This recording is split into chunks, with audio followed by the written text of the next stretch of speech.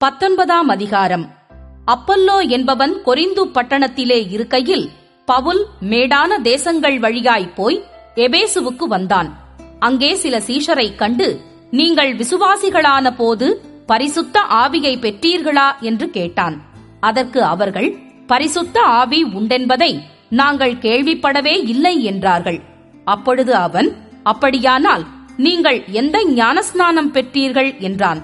அதற்கு அவர்கள், யோவான் கொடுத்த ஞானஸ்நானம் பெற்றோம் என்றார்கள். அப்பொழுது பவுல், யோவான் தனக்குப் பின் வருகிறவராகிய கிறிஸ்து இயேசுவில் விசுவாசிகளாய் இருக்க வேண்டும் என்று ஜனங்களுக்குச் சொல்லி மனந்திரும்புதலுக்கு ஏற்ற ஞானஸ்நானத்தை கொடுத்தானே என்றான். அதை கேட்டபோது அவர்கள் கர்த்தராகிய இயேசுவின் நாமத்தினாலே ஞானஸ்நானம் பெற்றார்கள். அல்லாமலும் பவுல் அவர்கள் மேல் கைகளை வைத்தபோது பரிசுத்த ஆவி அவர்கள் மேல் வந்தார். அப்பொழுது அவர்கள் அந்நிய பாஷைகளை பேசி தீர்க்க தரிசனஞ் சொன்னார்கள். அந்த மனுஷரெல்லாரும் ஏறக்குறைய 12 பேராயிருந்தார்கள். பின்பு பவுல் ஜெப ஆலயத்தில் பிரவேசித்து தைரியமாய் பிரசங்கித்து 3 மாதமளவும் தேவனுடைய ராஜ்யத்துக்கடுத்தவைகளை குறித்து சம்பாஷணை பண்ணி புத்தி சொல்லிக் கொண்டு வந்தான். சிலர் கடினப்பட்டு அவிசுவாசிகளாகி கூட்டத்திற்கு முன்பாக இந்த மார்க்கத்தை நிந்தித்த போது அவன் அவர்களை விட்டு விலகி சீஷரை அவர்களிடத்திலிருந்து பிரித்துக் கொண்டு திறன்னு என்னும் ஒருவனுடைய வித்தியாசாலையிலே அனுதினமும் சம்பாஷித்துக் கொண்டு வந்தான். 2 வருஷ காலம் இப்படி நடந்ததினாலே ஆசியாவில் குடியிருந்த யூதரும் கிரேக்கருமாகிய எல்லாரும் கர்த்தராகிய இயேசுவின் வசனத்தை கேட்டார்கள். பவுலின் கைகளினாலே தேவன் விசேஷித்த அற்புதங்களை செய்தருளினார்.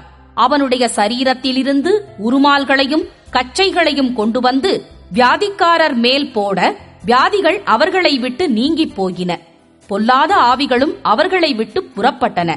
அப்பொழுது தேசாந்தரிகளாய்த் திரிகிற மந்திரவாதிகளாகிய யூதரில் சிலர் பொல்லாத ஆவிகள் பிடித்திருந்தவர்கள் மேல் கர்த்தராகிய இயேசுவின் நாமத்தை சொல்லத் துணிந்து, பவுல் பிரசங்கிக்கிற இயேசுவின் பேரில் ஆணையிட்டு உங்களுக்கு கட்டளையிடுகிறோம் என்றார்கள்.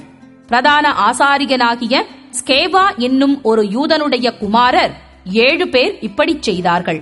பொல்லாத ஆவி அவர்களை நோக்கி, இயேசுவை அறிவேன், பவுலையும் அறிவேன், நீங்கள் யார் என்று சொல்லி பொல்லாத ஆவியையுடைய மனுஷன் அவர்கள் மேல் பாய்ந்து பலாத்காரம் பண்ணி அவர்களை மேற்கொள்ள அவர்கள் நிர்வாணிகளும் காயப்பட்டவர்களுமாகி அந்த வீட்டை விட்டு ஓடிப்போனார்கள். இது எபேசுவிலே குடியிருந்த யூதர் கிரேக்கர் அனைவருக்கும் தெரிய வந்தபோது அவர்களெல்லாரும் பயமடைந்தார்கள். கர்த்தராகிய இயேசுவின் நாமம் மகிமைப்பட்டது. விசுவாசித்தவர்களில் அநேகர் வந்து தங்கள் செய்கைகளை வெளிப்படுத்தி அறிக்கையிட்டார்கள். மாயவித்தைக்காரராயிருந்தவர்களில் அநேகர் தங்கள் புஸ்தகங்களை கொண்டு வந்து எல்லாருக்கும் முன்பாகச் சுட்டரித்தார்கள். அவைகளின் கிரயத்தை தொகை பார்த்து 50,000 வெள்ளிக் காசாகக் கண்டார்கள். இவ்வளவு பலமாய் கர்த்தருடைய வசனம் விருத்தியடைந்து மேற்கொண்டது. இவைகள் முடிந்த பின்பு பவுல் மக்கெதோனியா, அகாயா என்னும் நாடுகளில் சுற்றி நடந்து எருசலேமுக்கு போகும்படி ஆவியில் நிர்ணயம் பண்ணிக்கொண்டு, நான் அங்கே போன பின்பு ரோமாபுரியையும் பார்க்க வேண்டியதென்று சொல்லி தனக்கு உதவி செய்தவர்களில் 2 பேராகிய தீமோத்தேயுவையும் எரஸ்துவையும் மக்கெதோனியாவுக்கு அனுப்பிவிட்டு தான் பின்னுஞ்சில காலம் ஆசியாவிலே தங்கினான். அக்காலத்திலே இந்த மார்க்கத்தை குறித்து பெரிய கலகம் உண்டாயிற்று. எப்படி என்றால், தேமேத்திரியு என்னும் பெயர் கொண்ட ஒரு தட்டான் தியானாளின் கோவிலைப் போல வெள்ளியினால் சிறிய கோவில்களைச் செய்து தொழிலாளிகளுக்கு மிகுந்த ஆதாயம் வருவித்துக் கொண்டிருந்தான். இவர்களையும் இப்படிப்பட்ட தொழில் செய்கிற மற்ற வேலையாட்களையும் அவன் கூடிவரச் செய்து, மனுஷர்களே, இந்த தொழிலினால் நமக்கு நல்ல பிழைப்பு உண்டாயிருக்கிறதென்று அறிவீர்கள். இப்படி இருக்க கைகளினால் செய்யப்பட்ட தேவர்கள் தேவர்களல்லவென்று இந்த பவுல் என்பவன் சொல்லி எபேசுவிலே மாத்திரமல்ல கொஞ்சங்குறைய ஆசியா எங்கும் அநேக ஜனங்களுக்கு போதித்து அவர்களை வசப்படுத்திக் கொண்டான் என்று நீங்கள் கண்டும் கேட்டும் இருக்கிறீர்கள்.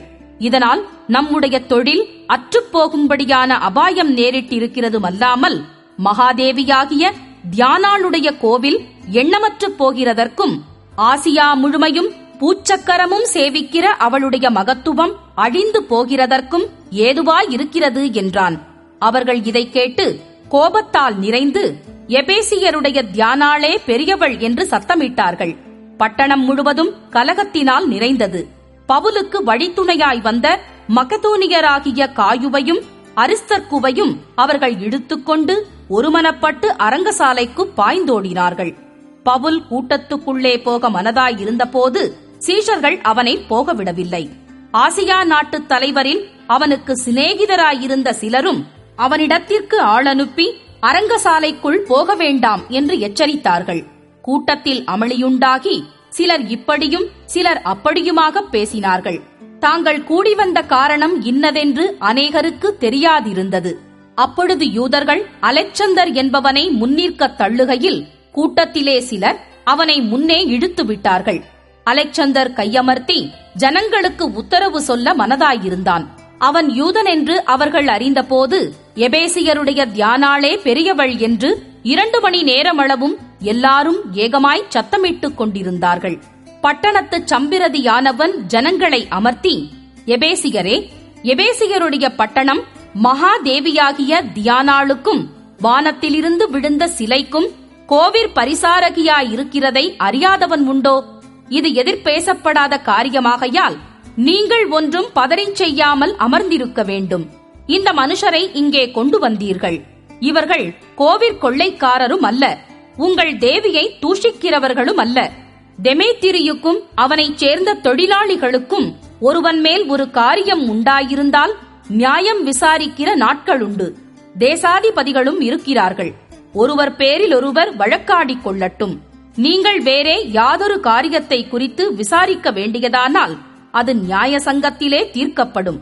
இன்றைக்கு உண்டான கலகத்தை குறித்து நாம் உத்தரவு சொல்லுகிறதற்கு ஏதுவில்லாதபடியால் இந்த கலகத்தை குறித்து நாங்கள் விசாரிக்கப்படும் போது குற்றவாளிகளாகிறதற்கு ஏதுவாயிருப்போமே என்று சொல்லி பின்பு கூட்டத்தை அனுப்பிவிட்டான்.